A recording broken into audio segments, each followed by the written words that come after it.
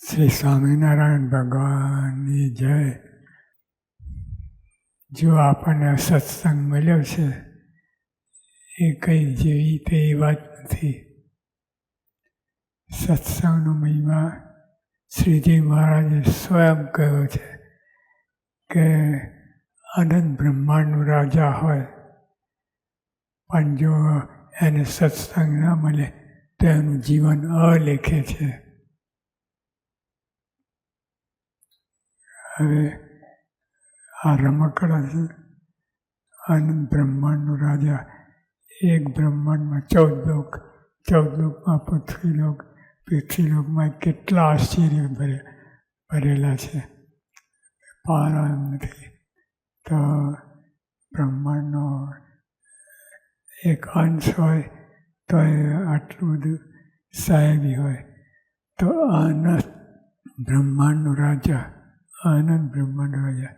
કેટલી સાહેબી હોય, પણ જો એને સત્સંગ ના હોય તો એનું જીવન અલેખે છે. સત્સંગ શું છે? આપણે જેવું તેવું આ બાળકોની રમત નથી. બાળકો હોય એ તો રમત રમે પણ તો એને કંઈ હીરા પારસમણીથી રમે છે, પણ જો એને જ્ઞાન ના હોય તો વ્યર્થ છે. એવો સત્સંગ ચિંતામણી જેવું સત્સંગ બન્યો છે, પણ આપણને જ્ઞાન ના હોય તો બધું એટલે સત્સંગ તો મળ્યો છે પણ આપણે જ્ઞાન જોઈએ. શું સત્સંગ છે, શા માટે આવ્યા છે, શું કરીએ છીએ આપણે, શું કરવાનું છે, એ બધું જ્ઞાન જોઈએ તો સત્સંગ લેખે લાગે. નહીં તો બાળકના હાથમાં પારસમણી ચિંતામણી હોય પણ તો એ તો રમકડું જેમ રમે કરે છે, આમ તેમ ફેરવ્યા કરે છે. પણ સત્સંગની કિંમત બહુ છે. શ્રીજી મહારાજ પોતે જ વાત કરે છે તો શ્રીજીમાંથી પર કોઈ છે નહીં.